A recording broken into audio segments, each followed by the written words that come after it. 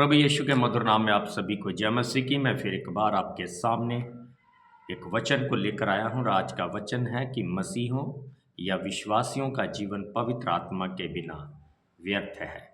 आइए मैं आपके लिए प्रार्थना करूंगा, उसके बाद परमेश्वर के वचन में हम वचनों को सीखेंगे। सर्वशक्तिमान पिता परमेश्वर, आज का वचन प्रभु यीशु मसीह हर एक जन के जीवन में हजारों गुना फल उत्पन्न करे। कोई दुष्टता की आत्मा आपके वचन को चुरा ना सके, बल्कि 60, 70, 100 गुना फल लाए। प्रार्थना यीशु मसीह के नाम से प्रार्थना मांगते हैं, आमीन। आइए कुछ बातों को हम देखेंगे। 5 बातें मैं आपको बताने जा रहा हूं पवित्र आत्मा के विषय में। और पहली बात है लूका की किताब अध्याय 24 में हम पढ़ते हैं। लूका की किताब अध्याय 24 और उसका वचन 49। यहाँ पर लिखा है,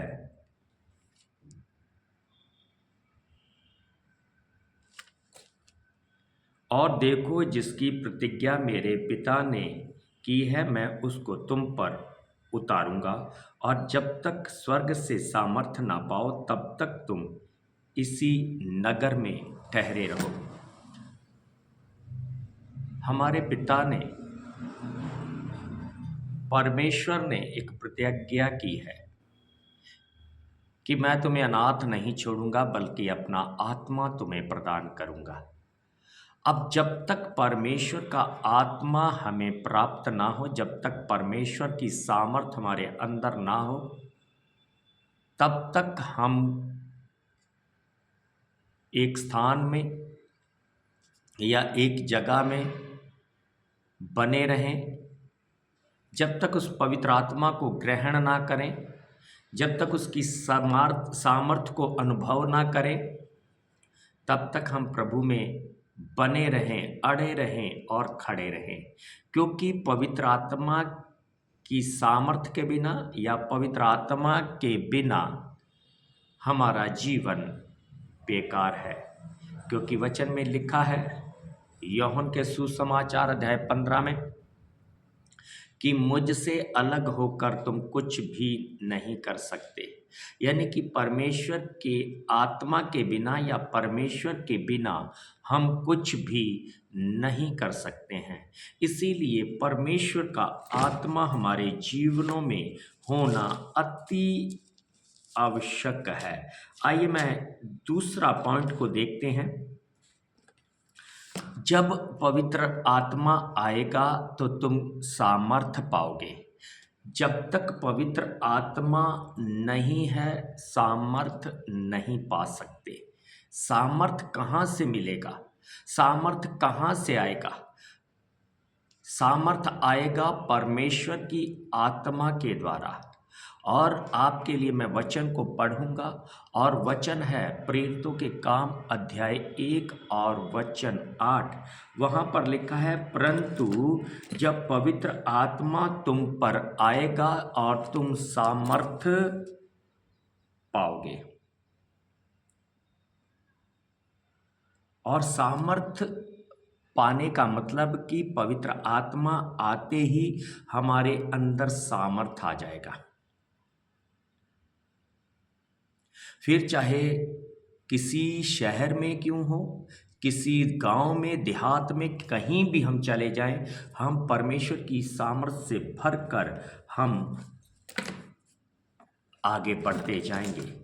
क्योंकि दूसरा कुरिन्थियों अध्याय 1 और वचन 7 में लिखा है, मैंने तुम्हें डर का नहीं बल्कि प्रेम, शांति और संयम का आत्मा दिया है।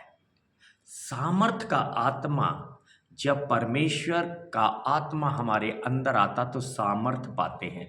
इसका कारण है कि बिना पवित्र आत्मा के हमारे अंदर सामर्थ नहीं आ सकता। अगर हम सामर्थ पाना चाहते हैं तो परमेश्वर की आत्मा का होना हमारे जीवन में अति आवश्यक है। तीसरा पॉइंट हम देखते हैं दूसरा कुरिन्थियों को देखेंगे, दूसरा कुरिन्थियों अध्याय 2 और वचन 3 मैं पढ़ूंगा आपके लिए। दूसरा कुरिन्थियों अध्याय 3 वचन 6। हालेलुया। आइए मैं आपके लिए इस वचन को पढ़ूंगा। 3 का 6 यहाँ पर लिखा है, जिसमें हमें नई वाचा के सेवक होने के लिए योग्य भी किया, शब्द के सेवक नहीं वरन आत्मा के, क्योंकि शब्द मारता है परंतु आत्मा जिलाता है।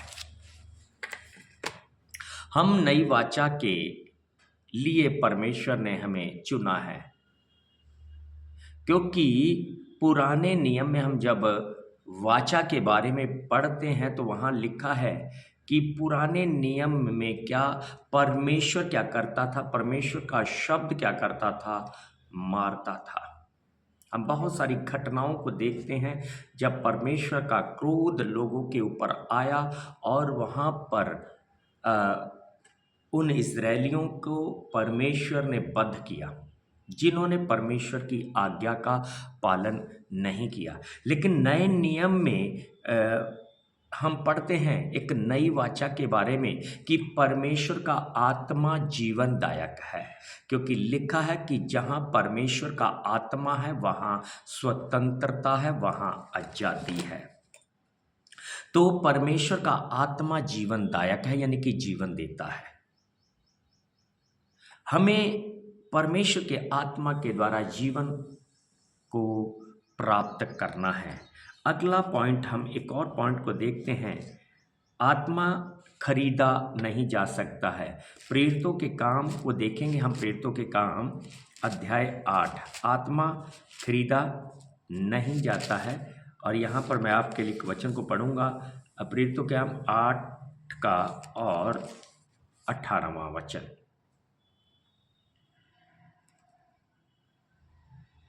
जब शिमोन ने देखा प्रेरितों के हाथ रखने से पवित्र आत्मा दिया जाता है, तो उसने उनके पास आकर कहा, यह अधिकार मुझे भी दो कि जिस किसी पर हाथ रखूं वह पवित्र आत्मा पाए। शिमोन जो जादूगर भी था, उसने प्रेरितों को देखा कि उनके हाथ रखने से लोगों को पवित्र आत्मा मिलता है। उसने सोचा कि यह अधिकार शायद मुझे भी पैसों के द्वारा मिल सकता है। आज बहुत सारे लोग परमेश्वर की आशीष को पैसों से खरीदना चाहते हैं। वो सोचते हैं शायद हमारे दान से परमेश्वर प्रसन्न हो जाएगा, परमेश्वर की ब्लेसिंग, परमेश्वर की आशीष आपको दान के द्वारा मिल जाएगी। मेरी बहन, मेरे भाई, मैं आपको बताना चाहता हूं, जब तक हम परमेश्वर की आज्ञाओं को नहीं मानेंगे तब तक परमेश्वर की वो ब्लेसिंग, परमेश्वर की वो आशीष हमें नहीं मिल सकती। 5वां पॉइंट है कि परमेश्वर के आत्मा को खरीदा नहीं जा सकता। और 6ठा वचन है, पॉइंट है कि परमेश्वर के आत्मा को शोकित ना करें, दुखी ना करें। हम पढ़ते हैं न्यायों की पुस्तक अध्याय 16 में, और वहाँ पर शमशोन के बारे में लिखा है कि परमेश्वर ने शमशोन को अपनी आत्मा से मसा किया, उसके अंदर परमेश्वर का आत्मा समाया था और परमेश्वर का सामर्थ्य उसके अंदर रहता था। और वहाँ वह फिलिस्तियों को खदेड़ देता था। वह गधे के जबड़े को लेकर 1000 फिलिस्तियों को मार देता था। इतनी पावर, इतनी शक्ति उस आत्मा के द्वारा उसे मिलती थी। लेकिन उसने परमेश्वर के आत्मा को शोकित किया, परमेश्वर के आत्मा को दुखी किया। उसने फिलिस्तियों के साथ रिश्ता बनाया, फिलिस्तियों की विवाह किया फिलिस्तियों में, और उसी फिलिस्ती औरत ने उसके अंदर जो उस पवित्र आत्मा का सामर्थ का राज था कि परमेश्वर ने उसे कहा उसकी शमशोन की माता से कि जब शमशोन पैदा हो उसके सिर पर उस्तरा ना लगाना,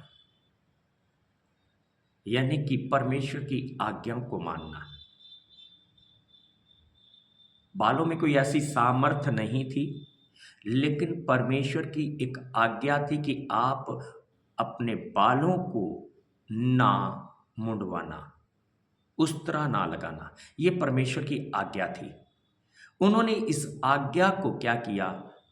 टाल दिया। और उन्होंने क्या किया? अपने इस राज को बताकर फिलिस्तीयों की जो फिलिस्तियों में जिस औरत से उसने शादी की, उसने उसके बालों को कटवा दिया और उसके अंदर जो आत्मा था उसके अंदर से वो आत्मा चला गया। और हम जानते हैं कि बाद में उन्हीं आँखों से जिस किसी वेश्या को देखता था, जिस किसी फिलिस्ती की औरत को देखता था, जहाँ पर भी वो देखता था, इन्हीं आँखों से उस पर वो अपना दिल लगा बैठता था। लेकिन सबसे पहले जब शाऊल को पकड़ा गया तो सबसे पहले उसकी आँखों को फोड़ दिया गया। आज परमेश्वर हमसे चाहता है कि हम परमेश्वर के आत्मा के बिना कुछ कर नहीं पाएंगे। परमेश्वर की सामर्थ परमेश्वर की आत्मा के बिना आ नहीं सकती। परमेश्वर के आत्मा को खरीदा नहीं जा सकता। परमेश्वर के आत्मा को शोकित ना करें। सचमुच परमेश्वर आपको चाहता है कि हम सब परमेश्वर के वचन के द्वारा आशीष और बरकत को पाएं। और आज का जो थीम था, आज का जो टॉपिक था कि परमेश्वर के आत्मा के बिना मसीहों का जीवन बेकार है। हमने पढ़ा भी है, जब तुम पवित्र आत्मा आएगा तुम सामर्थ पा जाओगे। इसका मतलब कि बिना पवित्र आत्मा के हमारा जीवन व्यर्थ है। सो पढ़े गए वचन पर हम सबको प्रभु आशीष और बरकत दे।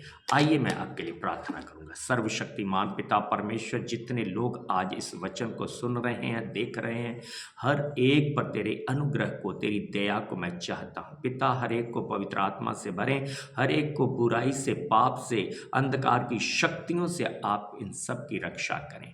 प्यारे प्रभु यीशु, कोई घटी कमी इनके जीवन में ना हो। हर एक को आप ब्लेस करें, आशीष दें, बरकत दें। प्रार्थना यीशु मसीह के नाम से प्रार्थना मांगते हैं, आमीन। अगर आपको वीडियो अच्छा लगा है तो आप शेयर करें, सब्सक्राइब करें और ज़्यादा से ज़्यादा लोगों को शेयर करें ताकि वे भी प्रभु की इस आशीष को पा सके। सभी को जय मसीह की।